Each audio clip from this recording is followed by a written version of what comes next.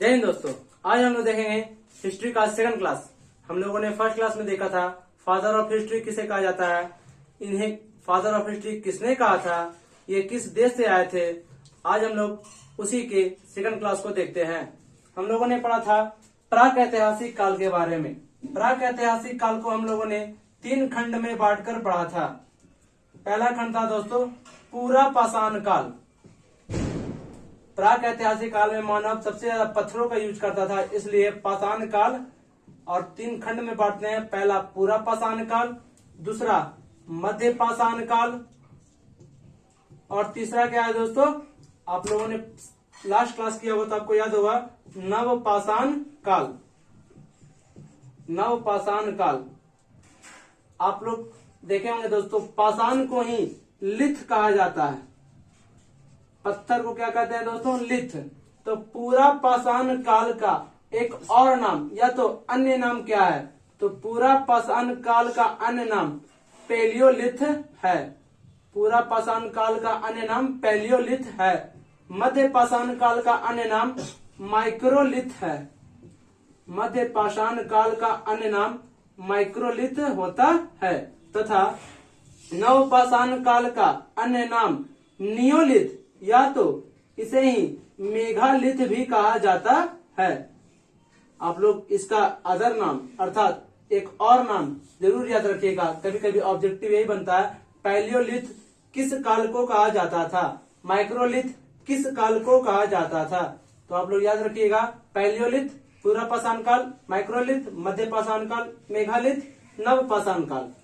पूरा पाषाण काल में मानव किस तरह का जिंदगी व्यतीत करता था, तो आप लोगों ने पढ़ा था 20 लाख ईसा पूर्व से लेकर 5000 ईसा पूर्व तक मानव पूरा पाषाण काल में ही जीवन व्यतीत किया था। अर्थात सबसे ज्यादा मानव अगर किसी काल में किसी टाइम पीरियड में अपना जीवन व्यतीत किया है तो वो है पूरा पाषाण काल। पूरा पाषाण काल में मानव आखेटक की जिंदगी व्यतीत करता था। इसे आखेटक कह सकते हैं दोस्तों, या तो यायावत कह सकते हैं, या तो खाना बदोश कह सकते हैं, क्योंकि इस समय मानव खाना के लिए इधर उधर भटकते रहता था। तो मानव को आखेटक, यायावत या खाना बदोश किस काल में कहा जाता था, तो पूरा पाषाण काल में कहा जाता था।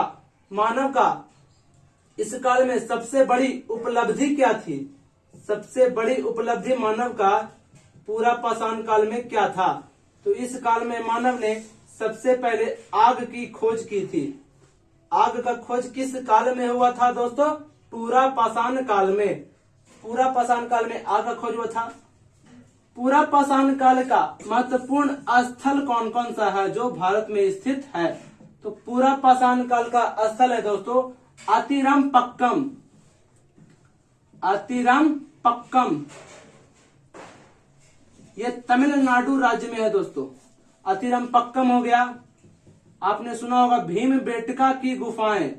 भीमबेटका की गुफाएं ये मध्य प्रदेश के रायसेन जिला में है दोस्तों। एक और स्थल है हाथनोरा, ये भी मध्य प्रदेश में। हाथनोरा ये 3 महत्वपूर्ण स्थल है दोस्तों जो पूरा पाषाण काल में प्राप्त हुए थे।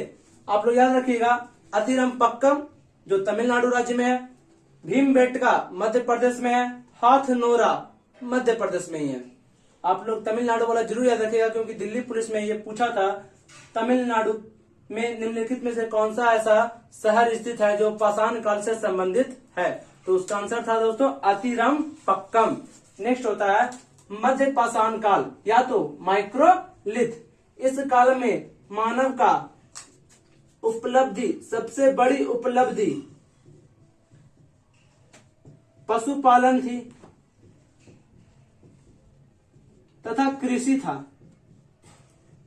पशुपालन तथा कृषि की शुरुआत मानव किस काल में स्टार्ट किया था, तो माइक्रोलिथ या तो मध्य पाषाण काल में। पशुपालन और कृषि का शुरुआत करने के कारण मानव अपने वंश को अर्थात अपने पूर्वजों को दफनाने का कार्यक्रम किया था। अर्थात अगर हिंदू धर्म में देखा जाए तो 16 संस्कार होते हैं।